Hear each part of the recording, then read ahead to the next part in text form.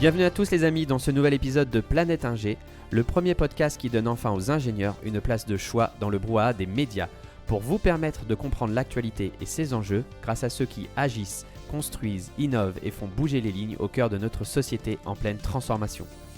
Ce podcast est entièrement coproduit avec vous, ses auditeurs, avec pour objectif de le faire grandir sans qu'il ait besoin de faire appel à de la publicité pour continuer d'exister. Alors si vous aimez l'émission et que vous souhaitez aider Planète Ingé, vous pouvez faire un don direct sur la page Tipeee de l'émission qui se trouve à l'adresse soutenir.planeteinger.fr. L'argent récolté sert à payer les charges de l'émission, la publicité pour le faire connaître, mais aussi l'équipement et les déplacements pour plus de super interviews sur le terrain. Je vous mets le lien dans le descriptif de l'épisode. N'oubliez surtout pas de vous abonner et je vous laisse en compagnie de l'invité pour un nouveau super épisode de Planète Ingé. Bonne écoute!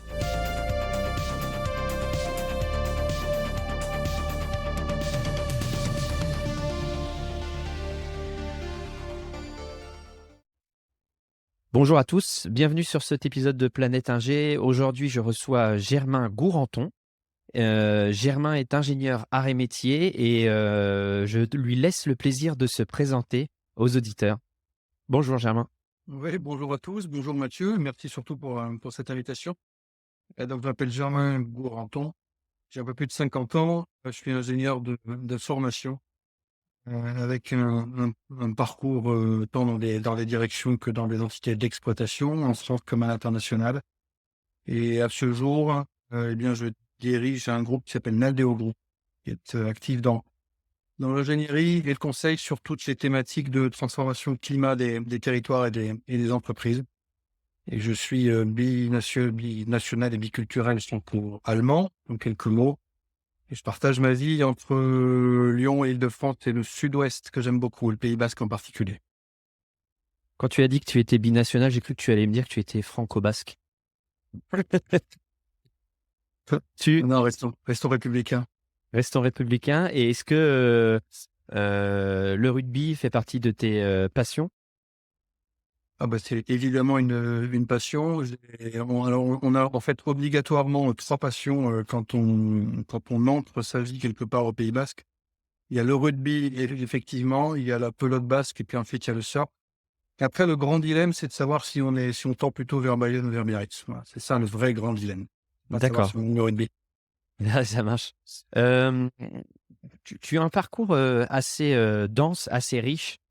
Et est-ce que ça vaut le coup en 1 minute 22 secondes de quand même donner un éventail, un horizon de ce que tu as fait dans ta carrière professionnelle? Ouais, avec plaisir. Donc, j'ai fait des études d'ingénieur, mais ça surprend personne au titre de l'échange qu'on a aujourd'hui. Que j'ai complété par la suite par 2 troisième cycles à Sciences Po en économie et à Dauphine en finance d'entreprise.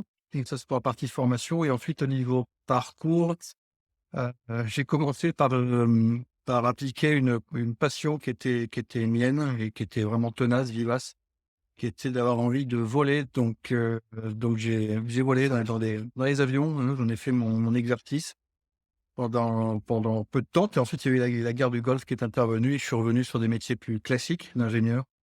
Comme je le disais, donc assez directement et à ce moment-là dans le monde de l'environnement et de l'énergie, dans des entreprises qui aujourd'hui s'appellent Suez, Engie et compagnie. Et à partir de là, je suis parti des groupes pour ensuite devenir progressivement, il y a une quinzaine d'années, entrepreneur pour monter des activités. Voilà. Et quelques mots en 1 minute 22.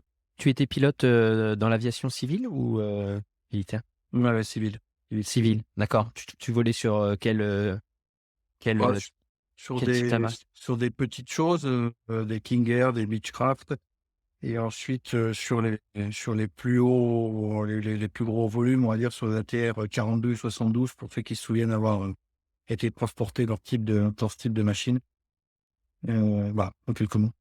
Ah, je me souviens bien d'un ATR, ouais. C'est la seule fois de ma vie où j'étais dans un ATR. Au-dessus de la Roumanie, on a décollé et on a fait demi-tour très rapidement. Puis c'est la seule fois de ma vie où le pilote a dit on a un problème mécanique, on va faire demi-tour. Bon, parenthèse Oui, quoi. oui, oui. Ouais, c'est des avions à hélice, donc il y a un bout de voyage et parfois il y a un bout d'aventure qui va avec, ouais. C'est ça qui est bien. Donc toi, tu as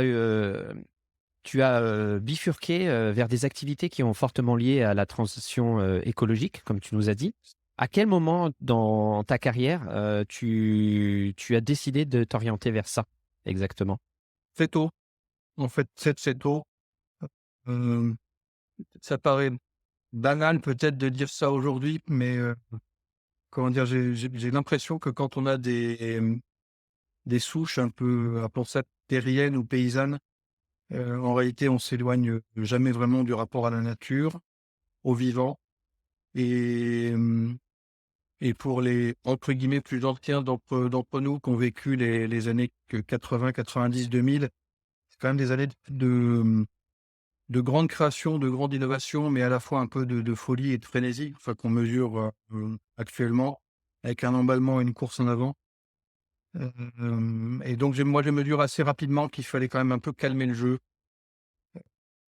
et donc être probablement plus proche des solutions d'accompagnement ou de réparation, de tout ce qu'on entreprenait au niveau industriel. Et donc ça m'a porté très vite vers un milieu que j'adore, qui est le milieu de l'eau et de l'environnement, extrêmement vite. Bon, sachant qu'il y a de la techno, de la technique dans ces milieux-là, hein, c'est pas rocket science comme on dit, c'est pas Ariane 5 ou 6. En revanche, il y a tout de même beaucoup de technicité. Et puis il y a un aspect humain aussi qui est vachement sympa dans ces milieux-là et dans ces métiers-là. On anime des équipes, on s'anime des équipes pour, le monde des déchets, de l'eau, de l'énergie, qui sont des gens qui sont passionnés, qui ont parlé avant de sport et de rugby ou de sport ou de sport. En fait, quand on aime fonctionner en équipe, ces métiers de l'environnement et de l'énergie sont des équipes de gens, dévoués, motivés, qui tirent dans le même sens, qui sont très agréables, en termes de collaboration. Donc pour répondre à la question, très tôt, très vite et puis ensuite, les choses la vie n'a pas été un long fleuve, tranquille, hein, parce que je parle de ça comme d'un truisme ou d'une évidence. Mais ensuite, l'environnement jamais vraiment, mais l'énergie a eu des hauts et a eu des creux, notamment le renouvelable, et qui ont été extrêmement forts avant effectivement la grande vague qu'on vit actuellement, qui est un presque tsunami. Mais voilà, la vie les choses n'ont pas été, linéaires, fluides, heu, à tout moment. Je rebondis sur ce que tu disais, c'est vrai que dans le milieu de l'énergie notamment, que je connais pas mal, c'est souvent un milieu de gens passionnés en fait, c'est ça qui est assez fou. Hem, Tu es passé aussi par des grands groupes, avec lesquels peut-être tu travailles d'ailleurs toujours. C'est quand le point de bascule pour ces grands groupes-là par rapport à la transition, écologique? C'est récent, c'est moyen récent, on peut le dater? Quand est-ce que tu as senti un point de bascule dans les intentions? Il est extrêmement récent. Alors ça dépend, il y a 2 choses. Soit on parle d'intention et de communication et auquel cas le sujet date. En fait, ça fait déjà pas mal de temps que de manière, intentionnelle et tendancielle, les grands groupes se saisissent d'une communication qui est associée à ça. Qu'on appelle Heu, souvent, à tort ou à raison, greenwashing. Qu'on appelle greenwashing si, s'il y a de l'insincérité, c'est-à-dire que s'il y a de l'inconséquence ou de l'insincérité, c'est-à-dire s'il y a un décalage entre ce qui est dit et ce qui est fait. Heu, Dans ce cas-là, oui, à contrario, toutes les entreprises, ne sont pas insincères ou en greenwashing. Il y a des entreprises qui font, des superbes, qui entreprennent des superbes actions, en les déclarant d'un côté et puis en les réalisant de l'autre, évidemment. Mais donc pour, répondre clairement à ta question, je dirais que la communication, elle date déjà d'une bonne dizaine d'années, mais le passage à l'action, il est très récent. Je le daterai d'il y a quelques trimestres seulement, c'est-à-dire très récent. Et en revanche, ce qui est certain, c'est que la vague qui est en train de prendre énormément d'ampleur sur le sujet de la réalisation de la transformation réelle des entreprises, de toute taille d'ailleurs, elle est en train de grossir et de claquer actuellement de manière extrêmement, violente pour des raisons sur lesquelles on pourra revenir très probablement.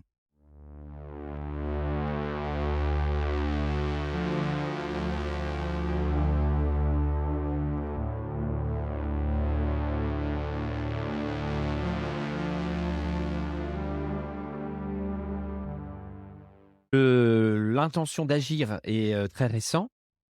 Justement, Explique-nous, qu'est-ce qui pousse ces grands groupes à agir maintenant, grands d'ailleurs ou moyens ou petits?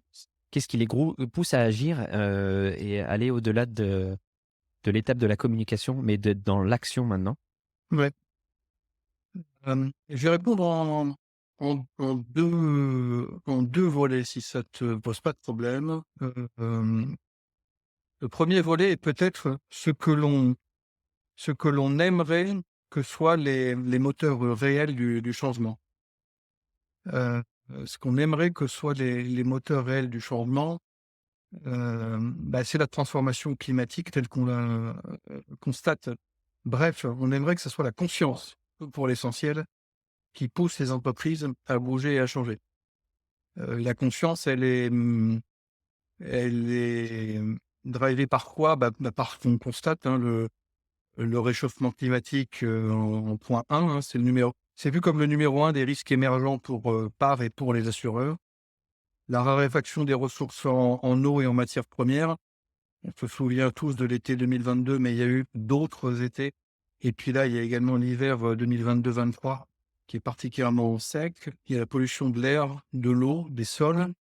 Et puis il y a, la partie qui est souvent peu visible, qui est en tout cas, consubstantielle de cette planète sur laquelle on vit agréablement, qui est l'effondrement de la biodiversité.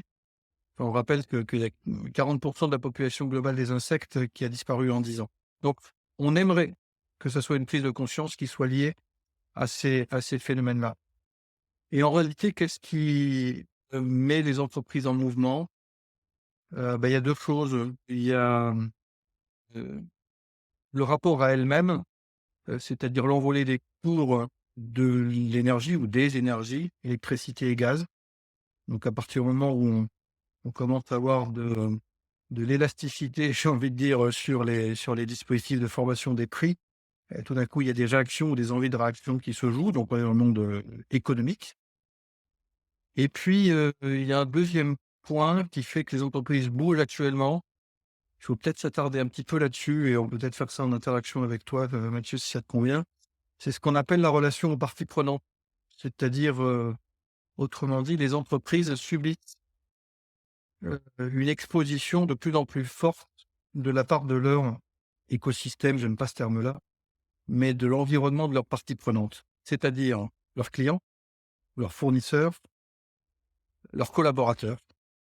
Leurs futurs collaborateurs, les gens qui aujourd'hui passent des entretiens avec les entreprises et qui posent des questions sur, que faites-vous, que ne faites-vous pas sur la thématique du climat? Et puis, également, bien entendu, les autres parties prenantes que sont les assureurs et les banquiers, ou les investisseurs en capital. Toutes les parties que j'ai citées sont des parties qui étaient moins visibles il y a quelques années. Dit autrement, l'entreprise, faisait son métier, elle générait son chiffre d'affaires, elle avait des charges, elle générait un résultat et puis elle avait, on va dire une valorisation qui était en général en multiple de cash flow, d'EBITDA, de tout ce qu'on veut. Et bien aujourd'hui, le monde a vraiment changé, c'est-à-dire qu'une entreprise ne vaut plus seulement par ce qu'elle fait, par ce qu'elle génère, mais également, par l'impact qu'elle a en positif ou en négatif, sur le milieu extérieur. C'est ce que les anglo-saxons, enfin via la réglementation européenne, ce qu'on appelle la double matérialité. C'est ce que les anglo-saxons appellent l'effet, inside out ou outside in. Inside out, c'est l'effet que l'entreprise, l'industrie a sur l'extérieur, sur l'environnement. Exemple, je sais pas quoi moi, l'impact sur les cours d'eau, sur la qualité de l'air, sur la santé et cetera. Et outside in, c'est dans quelle mesure, les modifications de l'environnement, vont générer des difficultés, que ce soit en adaptation, en atténuation, sur l'entreprise ou sur l'industrie elle-même. Donc si je résume, les facteurs fondamentaux, ils sont de l'ordre de l'individu ou du collectif, donc de la prise de conscience. C'est de ça dont on parle en fait, partout, hein, radio, télé et cetera, tout média. Mais le passage finalement à l'action dans le monde de l'industrie ou de l'entreprise en général, il est plus orienté sur elle-même, sauf que l'orientation sur elle-même change puisqu'elle se voit être imprégnée au fur et à mesure par les parties prenantes qui deviennent exigeantes. On appelle ça qui demande aujourd'hui une certaine opposabilité. Donc aujourd'hui, on commence à avoir des établissements financiers, par exemple, commencent à faire des différentiels de taux en fonction des actions non pas intentionnelles, mais réelles des entreprises sur la thématique climatique, eau, environnement, déchets, etc.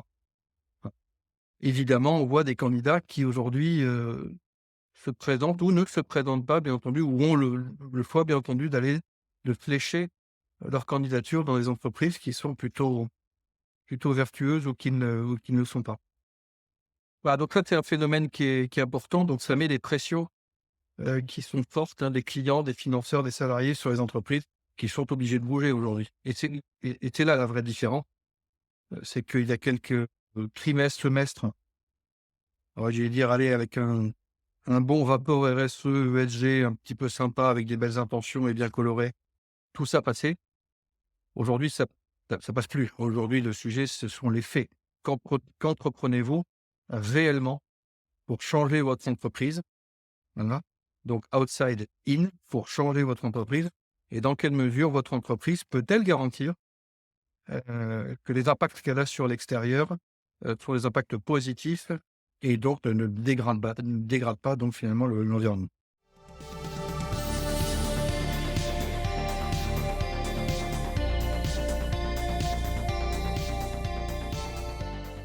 Écoute, ça me paraît clair. Donc on voit que là-dedans, il y a plusieurs problématiques qui vont venir, s'insérer et problématiques de recrutement. On va le traiter un petit peu après. Il y a des problématiques de opérationnelles, peut-être là-dessus qu'on peut orienter la discussion. Dans l'opérationnel, il y a besoin de manager la donnée, j'imagine, pour comprendre, comment ça fonctionne. Il y a besoin ensuite, de l'analyser, de la traiter. Il y a besoin de processiser, des nouvelles façons de faire. Donc j'imagine que l'ingénieur là-dedans a toute sa place. C'est un petit peu le propos de la discussion qu'on avait initiée. Ouais.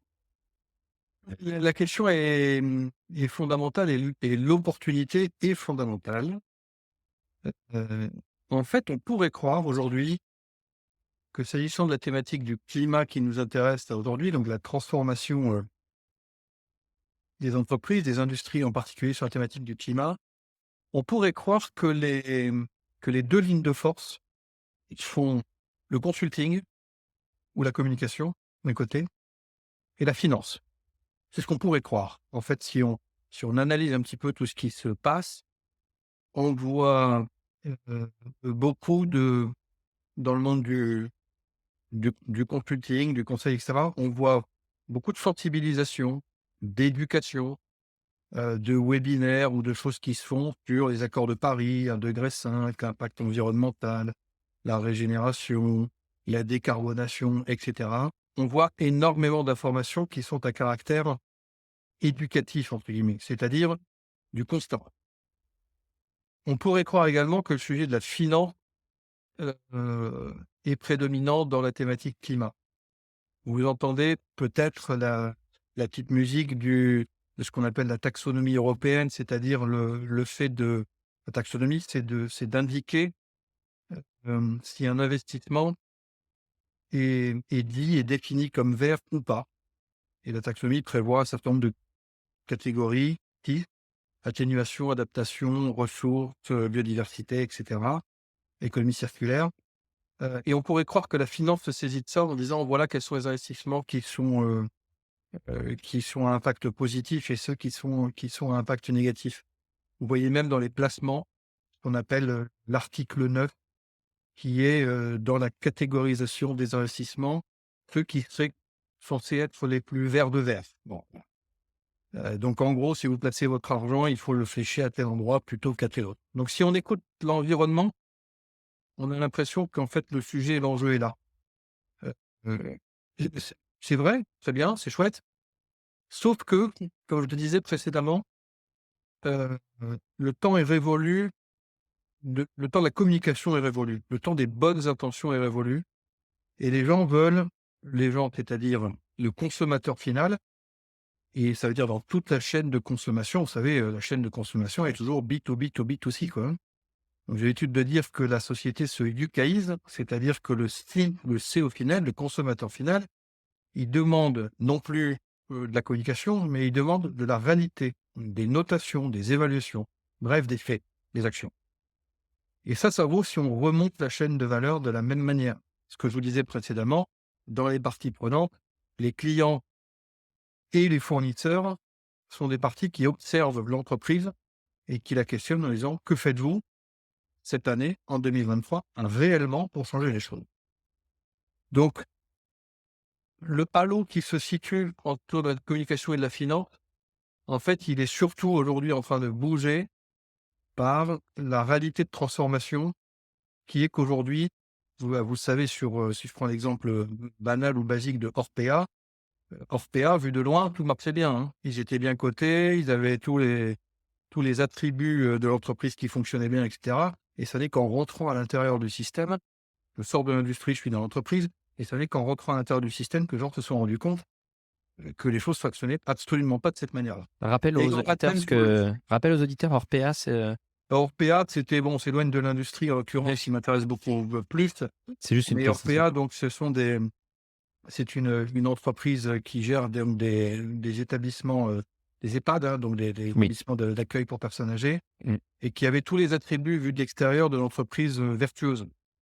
Bon, et on s'est aperçu que sur les différents critères de l'ESG, l'environnement, le social, le sociétal et la gouvernance, que finalement toutes ces affirmations-là n'étaient en réalité pas du tout présentes sur le terrain et étaient même bafouées, y compris, alors moins sur l'environnement, mais y compris sur le traitement des patients, sur la gouvernance et l'organisation, etc.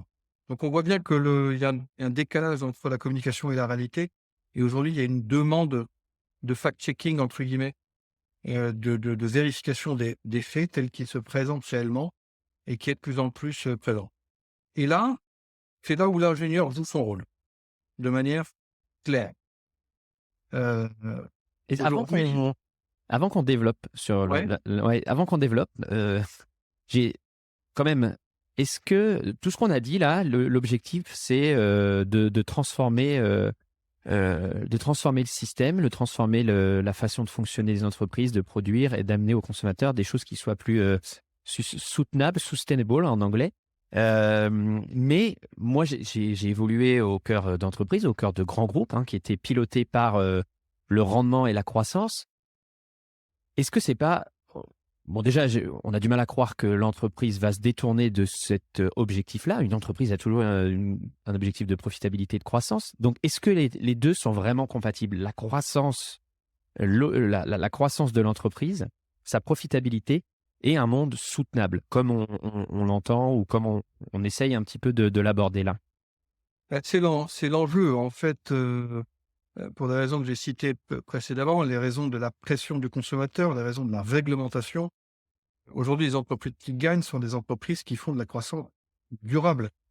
Alors quand je dis qu'ils gagnent, des fois il y a des phénomènes en trompe-l'œil. C'est-à-dire que si on se fie au cours de bourse d'une entreprise à l'instant T, on pourrait dire qu'elle gagne. Mais c'est pas ça le sujet. On observe les choses, sur un temps qui est relativement long. Gagner, c'est créer de la valeur, certes, de la valeur durable, c'est-à-dire dans le temps, et de la valeur pour différentes parties prenantes, les actionnaires, certes, ça ne change pas. Mais également ne pas détruire de valeur, c'est ce que les Anglais appellent le «do no significant harm», ne détruit pas de valeur extérieure à l'environnement. Aujourd'hui, une entreprise qui gagne, entre guillemets, dans un monde qui perd, et ça ne marche plus. Si vous êtes aujourd'hui une entreprise, qui crée de la richesse, mais qui puise sa ressource en eau ou qui pollue l'atmosphère, tôt ou tard, vous vous faites sanctionner par les collaborateurs qui viendront pas travailler, qui refuseront d'aller travailler, par les actionnaires qui se feront tacler en réunion, en assemblée générale en disant, par ce qu'on appelle les proxys ou par des associations en disant: «Mais est-ce que ce que vous faites est moralement tenable?» Par des clients qui diront: «Nous, on veut pas fonctionner avec vous et on a la possibilité de fonctionner avec d'autres qui, eux, fonctionnent de manière durable». Voilà. Donc, on ne peut pas gagner, une boîte ne peut pas gagner financièrement dans un monde qui perd écologiquement et économiquement. Moi, je OK, pense que ceci est tendanciel et d'ailleurs, c'est ce qu'on voit de plus en plus. OK, Donc, je j'aime crois que beaucoup, ouais. donc ça, je crois que ça répond à la question et d'ailleurs, il se trouve, heu, que il y a des études aujourd'hui qui commencent à montrer que des entreprises qui misent sur l'impact environnemental créent de la survaleur, sont plus performantes, dit autrement, sont plus performantes, je dis bien sur le moyen terme, sont plus performantes que leurs concurrentes qui ne le font pas. Ça n'est pas le cas sur le court terme. Dit autrement, je suis une entreprise industrielle et je fournis un effort conséquent pour me mettre à la page, voire être en avance sur l'impact environnemental, énergétique, la régénération, etc. Eh bien, dans un premier temps, je vais puiser sur ma rentabilité et les ressources, et donc je vais les dégrader. Mais à contrario, je vais fournir des produits, des services, des solutions qui, juste après, vont être mieux perçus, achetés avec une survaleur, plus désirable. Je vais augmenter ma compétitivité, je vais augmenter mon attractivité. Donc aujourd'hui, le constat est en train de s'établir de manière claire, hein. Les boîtes qui misent sur leur durabilité, sur leur différenciation par la durabilité, sont les entreprises qui gagnent. Tu nous as dit au début de l'émission que tu avais, la double nationalité, franco-allemande. Est-ce que tu penses que ce constat, il est vraiment partagé, au niveau, européen, déjà au niveau même de l'Allemagne, et au niveau international? Parce que quand on voit les contraintes que ça pose à l'Allemagne, notamment, au niveau énergétique, elle a une industrie qui est très forte, elle exporte énormément, vers des pays qui n'ont pas forcément, cette conscience, encore ou ce luxe de s'interroger sur ces contraintes-là. C'est quoi ton point de vue là-dessus justement? Mon point de vue, c'est qu'il faut regarder il faut regarder les choses sur le moyen terme. Aujourd'hui, on est dans une période de crise, donc de flambée des cours, des prix de l'énergie. Donc il y a des phénomènes un petit peu erratiques et je pense qu'il faut pas les juger trop vite. Ni d'un côté ni de l'autre. Enfin, on ne va pas rentrer dans les politiques, climatiques, mais il ne faut pas céder, trop vite aux problématiques de micro, macro fissures, sur le nucléaire d'un côté ou de l'autre côté au fait qu'il y ait des retours vers le gaz, parfois des réactivations de charbon et cetera. Ça, c'est sur les sources d'énergie. Je mets ça de côté, mais pour répondre plus clairement à ta question, la vraie question, c'est est-ce que la sensibilité des peuples est importante en tant que consommateurs? En Europe, oui. Oui, assurément, c'est clair. Alors l'Europe a un style pour traiter ça qui est souvent, comme souvent l'Europe d'ailleurs, hein, qui est souvent par la réglementation. Donc la réglementation, c'est ce que je citais avant, c'est la taxonomie, la CSRD, enfin je vous épargne tous ces trucs-là, mais en gros, il y a une réglementation qui incite les entreprises à rentrer dans un corridor par la réglementation. Vous allez me dire, c'est un peu par la contrainte, mais entre la contrainte d'un côté au niveau réglementaire et de l'autre côté, la sensibilité des marchés, plutôt des pays de l'Europe du Nord, c'est vrai, que des pays de l'Europe du Sud, qui mettent plus de valeur complémentaire à des achats de type, vert ou à des produits ou à des solutions qui sont verts. Donc ça, c'est sur fait de l'Europe. Ensuite, le sujet, l'Europe n'est pas seule dans le monde, bien évidemment, et les réponses qui sont données par les différentes plaques continentales sont différentes. Heu, les Chinois, dont on avait l'impression de dire: «Mais en fait, c'est l'usine du monde, mais qui fait les choses à bas coût, certes, et au mépris, du de respects environnementaux», c'est de moins en moins vrai. Enfin, une façon de délivrer des actifs de production renouvelable, en Chine, si on prend uniquement cet exemple-là, qui sont complètement, inédits. La Chine est en train de verdir tout son outil de production. Elle vertit son outil de production, elle va verdir le contenu et donc elle a aussi bien compris que ses clients étaient en Europe, hein, en Europe et ailleurs et qu'elle devait, à marche forcée, accélérer tout ça. Donc et je termine sur les États-Unis. Vous aurez suivi du côté de Biden le plan IRA, Inflation Reduction Act, qui flèche des facilités fiscales et aux investissements, donc subventions et fiscalité, dédiées à des entreprises qui sont particulièrement vertueuses et notamment sur l'amont, c'est-à-dire des entreprises de production, de batteries, de véhicules électriques, etc. Donc en fait, il y a un fléchage des macroéconomies qui est en train de se faire en Europe par la réglementation, aux États-Unis par la compétitivité. Ils veulent à tout prix récupérer les grands pans Donc, ils sentent qu'il va y avoir de la valeur, le stockage, le véhicule, les moyens de production d'énergie, le solaire photovoltaïque, etc. Et par la Chine a compris qu'elle ne placerait pas ses produits à l'aune d'une Europe, par exemple, dans laquelle il y a ses clients, dans lesquels il y aurait une taxe carbone. Si demain, il y a une vraie taxe carbone avec, disons, 100 €, comme c'est à peu près le montant actuellement du coût carbone à la tonne, ça sortirait du marché les produits chinois. Donc ils sont en train de se préparer à marche forcée. Ok, Donc si on regarde en statique, on le voit pas trop, mais le film, il y est. petite pause dans ce super épisode pour vous laisser le temps de souffler et vous rappeler que si vous voulez soutenir cette émission, ouvrez l'application Apple Podcast ou Spotify et vous cliquez sur rédiger un avis, vous laissez une notation 5 étoiles et un super commentaire.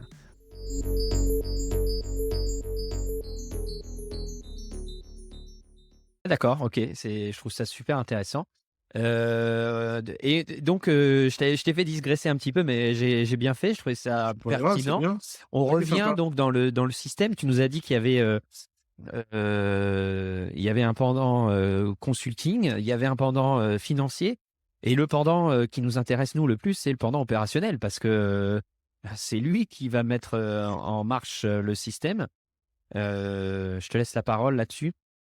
Ouais, bah, les choses sont simples. Enfin, on a déjà, je crois, pas mal parlé. En fait, on rentre dans la période où les entreprises qui gagnent sont celles qui n'ont pas qui disent, comme je le disais, plusieurs fois, mais celles qui font. Et celles qui font, elles font quoi? Eh bien, elles corrigent les impacts qu'elles ont, le cas échéant, sur l'environnement. Bref, elles font de la sobriété et de l'efficacité, donc elles abaissent l'impact de leur gisement. Et abaisser l'impact de leur gisement, ça se fait pas en faisant un rapport, ça se fait pas en faisant du consulting et en finançant quelques projets de RSE, aussi, sympathiques soient-ils. Ça se fait concrètement sur le terrain, ce qu'on appelle les actifs industriels.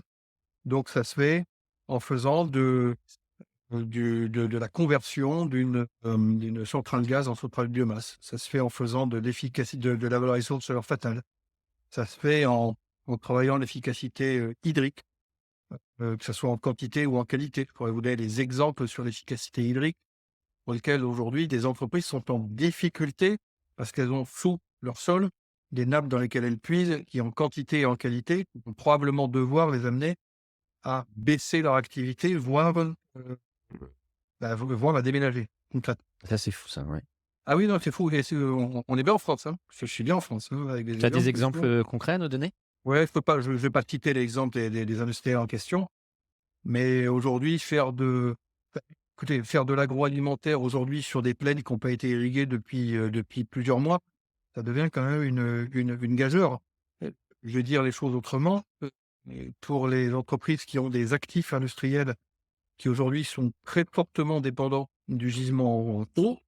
Alors je ne reviens pas sur le nucléaire, hein, mais ça c'est l'actif de production d'énergie, mais sur des actifs industriels qui aujourd'hui sont dépendants, que ce soit en quantité ou en qualité, de gisements d'eau qui sont, effectivement importants. Aujourd'hui, il y a un vrai problème, quoi. Mmh, Quand je mmh, dis il y a un mmh. vrai problème, il y a des boîtes qui sont, parfois pour certaines, qui envisagent un arrêt et qui pour d'autres sont en, ouais, on va dire en résilience. En fait, ils facturent l'eau la même chose que ce qu'on a vu pendant l'hiver à cause de cours de l'électricité et du gaz qui étaient fous. Et vous connaissez l'exemple de Duralex qui a dit: «Bon, bah, je préfère fermer mon usine et ne pas remettre en route les fours plutôt que de les remettre en route à ces coûts-là».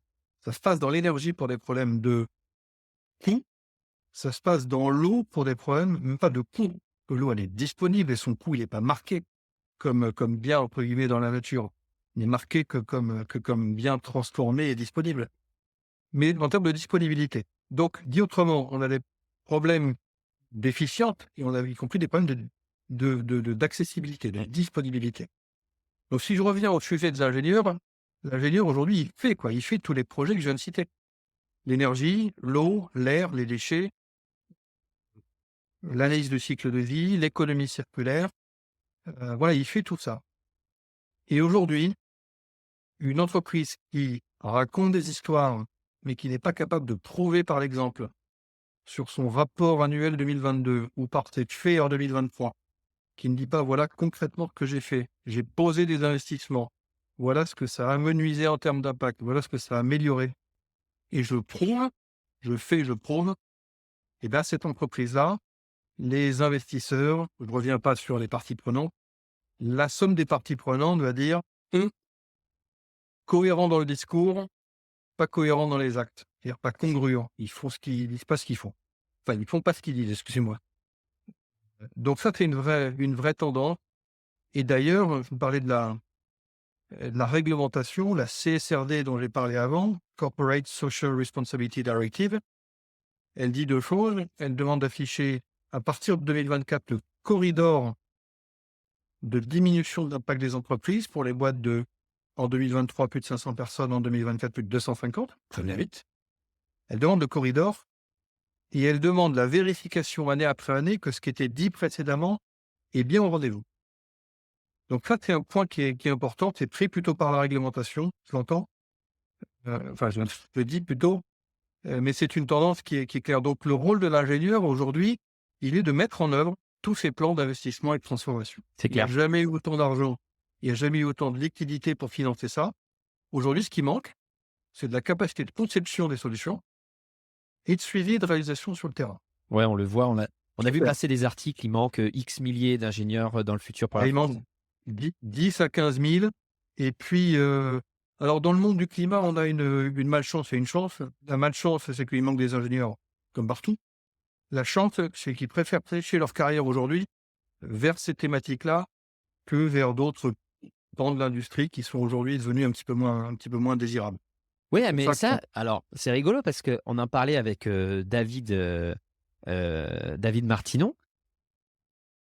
C'est un problème aussi parce que si je prends l'industrie pétrolière aujourd'hui, elle a besoin de fonctionner. On est d'accord. On aurait envie d'un monde sans pétrole. On est tous d'accord là-dessus.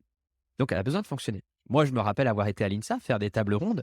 Les tables pour les fabricants de machines ou liées à l'industrie pétrolière vides et les étudiants courir vers les tables.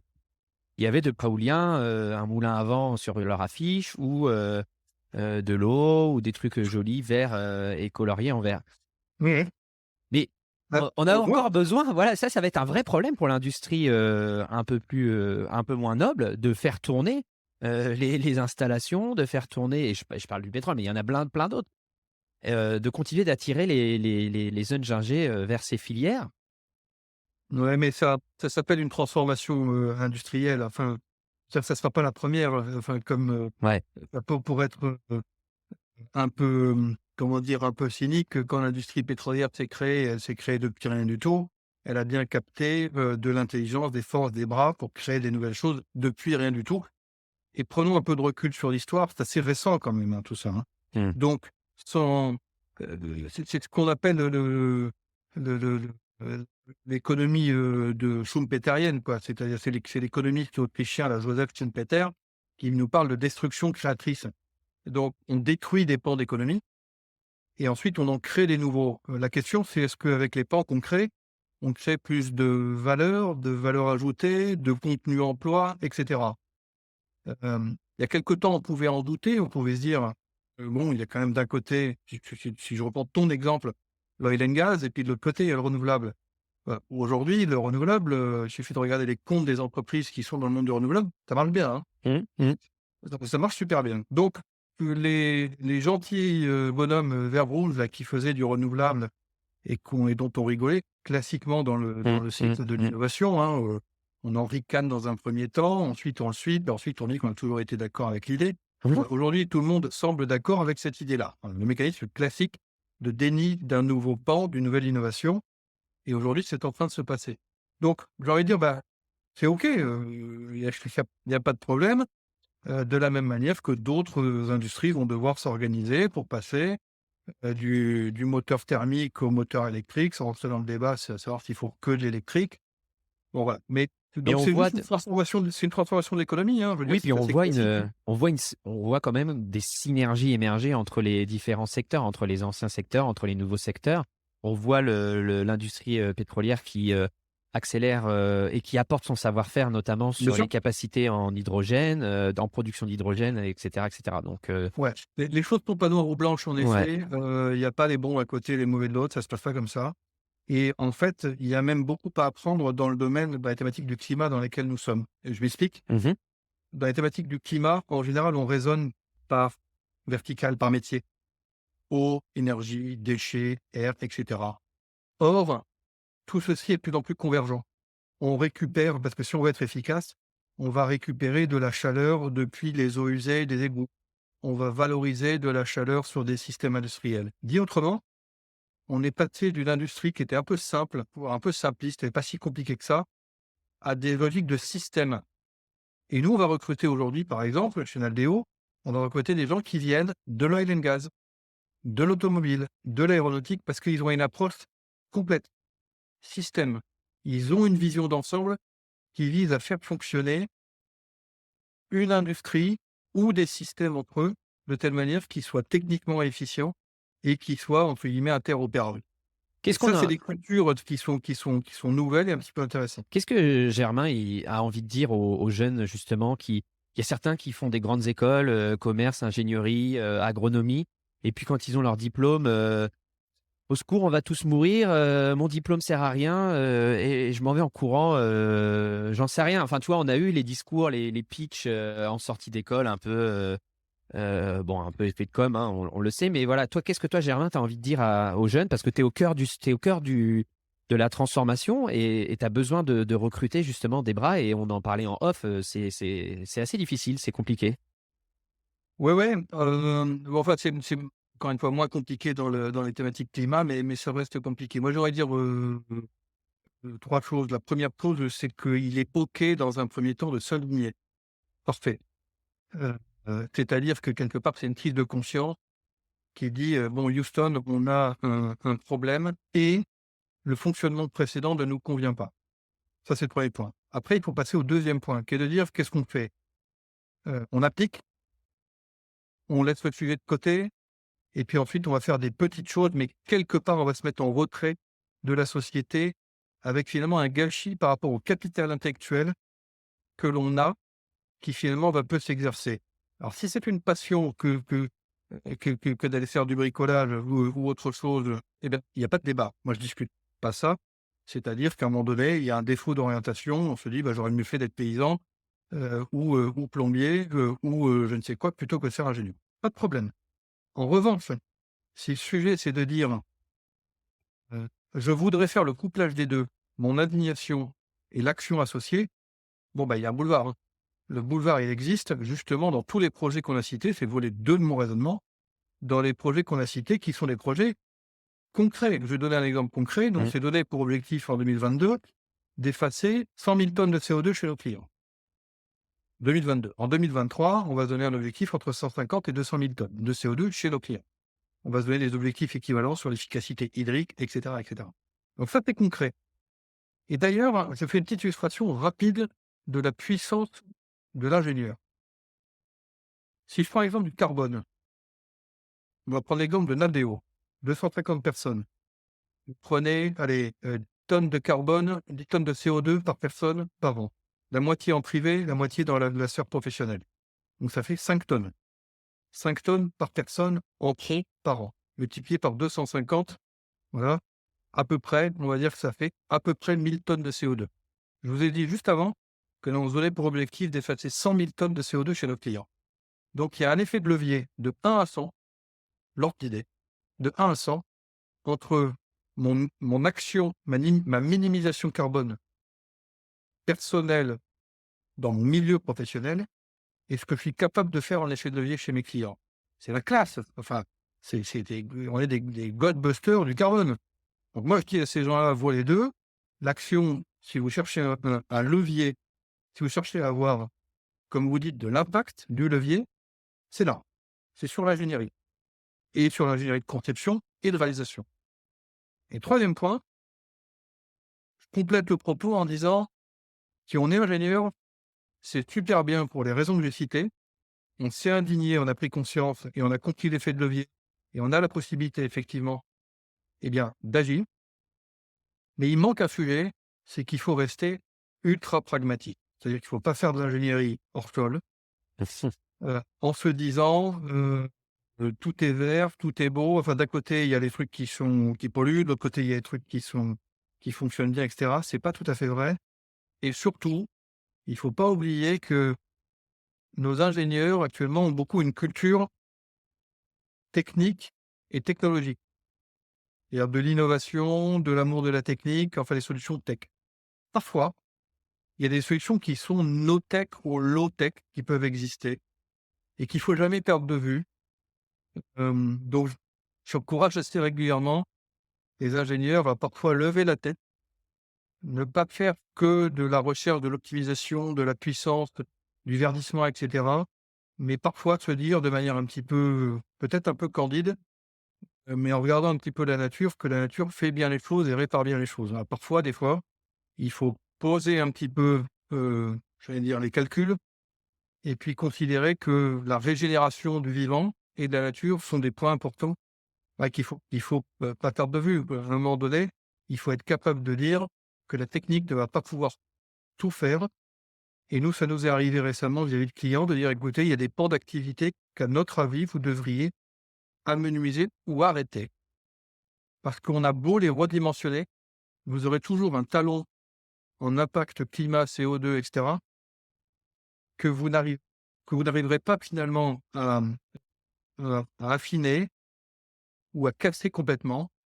Et peut-être que vous devriez vous poser la question d'arrêter ce pan d'activité et d'aller sur des activités nouvelles qui sont, elles, beaucoup plus impactantes». Ouais, et qui vont être peut-être justement sur le fait, heu d'épurer l'eau, de rendre plus propre à la consommation, l'eau, l'air et cetera. Enfin, voilà. Donc 3 points: indignation, action et garder, beaucoup d'éveil sur le fait de dire que la technique ne résout pas tout forcément et qu'il faut garder, j'ai envie de dire, son esprit un petit peu paysan ou ouvrier quelque part. Tu peux Pour pas appuyer considérer qu'on génère tout par la technique. tu peux appuyer là-dessus et nous donner des exemples un peu plus concrets et je rebondirai après sur ce que tu disais avec autre chose, mais ça Ah le m'intéresse en fait parce que tu as dévié en fait. Tu es parti au début de l'ingénierie, low-tech sur étagère, mais il y a pas que ça. Il y a aussi, l'observation de la nature, la nécessité de régénération du vivant. Est-ce que tu peux nous expliquer un peu plus le fond de ta pensée là-dessus? Ouais, le fond de ma pensée est le suivant, c'est que, hem, on a actuellement, on regarde beaucoup, vous savez, enfin, vous connaissez tu connais ou nos auditeurs connaissent, les dépassements des limites planétaires sur les limites planétaires telles que, définies par l'ONU. On raisonne beaucoup en général sur l'énergie, sur l'eau et on raisonne peu sur l'impact qu'on a, ce que je citais précédemment, heu, sur le vivant et sur la biodiversité. Or, heu, on a beau verdir toutes les industries de France et de Navarre, c'est-à-dire le fait qu'elles consomment de l'énergie, consomment de l'eau, mais que cette énergie soit la plus verte possible, que cette eau soit rendue à la nature à peu près de la même manière qu'elle a été captée, en quantité ou en qualité, il en reste quand même qu'on a un impact sur le vivant. C'est-à-dire concrètement sur la faune, sur la flore, sur les animaux. Les extinctions des espèces que je citais, précédemment sont arrivées également, heu, parce que, on a voulu produire, produire, produire, produire, quoi. Donc je suis pas en train de tenir, hem, un discours qui consiste à un discours décroissant, c'est pas forcément le sujet. Je mets simplement en garde, l'ingénieur sur le fait que c'est pas en produisant plus vert qu'il faut qu'on ait raison pour autant de se dire: «Allons-y, toute voile dehors, on va continuer à produire parce que derrière on répare où on épure». Oui, on répare où on épure, sur les thématiques de l'énergie, partiellement, mais on a un impact tout de même sur le milieu naturel. Ce que l'on capte et ce que l'on rend, on dégrade quand même les conditions qui sont des conditions initiales. C'est intéressant comment la conversation a dévié parce que si tu te rappelles la perche que je t'ai tendue en début d'interview où je te disais: «Bah, écoute, est-ce que vraiment, transformation de l'industrie ou des entreprises, c'est compatible avec, une croissance continue?» J'ai l'impression qu'à la fin de l'interview, on infléchit un peu la position en disant qu'il faut aussi, et tout le monde le dit, tous mes invités en parlent, hein, il faut infléchir et il faut, plus de sobriété aussi et prendre un Non, Mais moi, Mathieu, je vais être, en fait, je pense que les 2 propos sont jointifs, hein. OK. Moi, je dis simplement que les entreprises qui, selon moi, vont subsister, survivre, sont celles qui prennent en compte, dans leur business model, le fait, de, produire des produits qui répondent à des besoins qui sont des besoins plus apaisés en termes d'accès aux ressources, en termes d'impact sur le milieu, ça c'est le 1er point, et qui, par ailleurs, ne dégradent pas ce milieu-là. Et je pense que toutes les entreprises, c'est ce qu'on appelle le name and shame là, chez les investisseurs, toutes les entreprises vont être qui ne fonctionnent pas comme ça, vont être dénoncées et vont perdre des parts de marché. Donc le sujet, c'est, ben, est-ce qu'on reste scotché sur son business model classique, qui est dégradant pour la nature et qui n'est pas aligné finalement à un besoin client qui est en train de bouger à vitesse grand V, ou pas. Voilà, moi, pour être clair, je pense qu'il y a des pans d'industrie qui vont disparaître.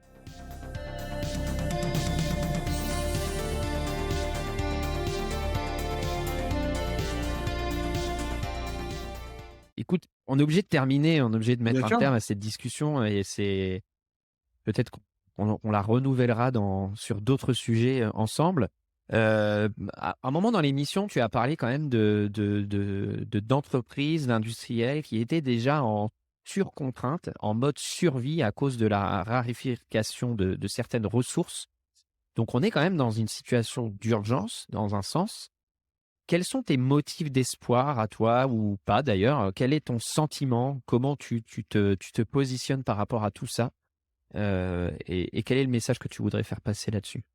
Bah, moi, je me positionne, en tant qu'ingénieur, hein, c'est ce qui nous rassemble aujourd'hui, hem, de la manière suivante, c'est que, heu, tant qu'on n'avait pas conscience de tout ça, les générations précédentes ont vécu des magnifiques aventures. C'est-à-dire que ça soit pour, l'aéronautique, je mets le nucléaire dedans, enfin, c'est une belle aventure humaine, tout ça. L'oil and gas a été une belle aventure et cetera. Moi, je voudrais juste indiquer que toute cette transformation qui est en train de se passer, c'est une aventure extraordinaire quand on est dans des gens comme nous qui cherchons à concevoir des solutions, à les mettre en œuvre ou de temps en temps, bien entendu, à promouvoir, comme je disais tout à l'heure, un petit peu de frugalité parce que c'est effectivement un bon réflexe. Donc c'est une belle aventure parce qu'en fait, on touche à tout, eau, énergie, environnement, déchets et cetera, c'est le 1er point. Et 2e point, parce que dans l'industrie ou dans les entreprises qui se transforment, et ben, en fait, on voit qu'autour, j'allais dire à cause de cet enjeu climat, tout le monde se parle à nouveau. Avant, c'était stratifié. On avait la direction, les actifs, enfin bon, bref, des gens qui étaient les achats, les trucs. Avec, avec le sujet dont on parle, tout le monde est concerné. Les achats, les DRH, les ingénieurs qui sont sur le terrain, les ouvriers, les maîtres d'œuvre, la direction, et puis je vous ai dit également toutes ces parties prenantes. Donc moi, l'enthousiasme que j'ai, il est autour du sujet suivant, c'est que dans les missions qu'on mène actuellement, en fait, on voit qu'on ne fait pas des petites choses dans un coin. On voit qu'il y a une nouvelle animation qui est en train de se faire, des débats contradictoires dans des entreprises. À quelle vitesse on devrait aller? Plus vite? Moins vite? Est-ce qu'on est sincère quand on le fait? Etc. Et je trouve qu'à une époque enfin, où les liens, entre guillemets, en société, ou parfois en entreprise, se délitent un peu, et ben, je trouve que cet enjeu climat, qu'il soit bien résolu ou à bonne vitesse, c'est un autre débat, mais je trouve qu'en fait, il amène à du dialogue, à de l'échange, à de la confrontation, à de la contradiction, qui est ultra intéressant. Donc comme je le disais, l'intérêt pour un ingénieur, c'est d'agir et deuxièmement, c'est de se retrouver dans des édifices humains qui ont jamais été autant, comment dire?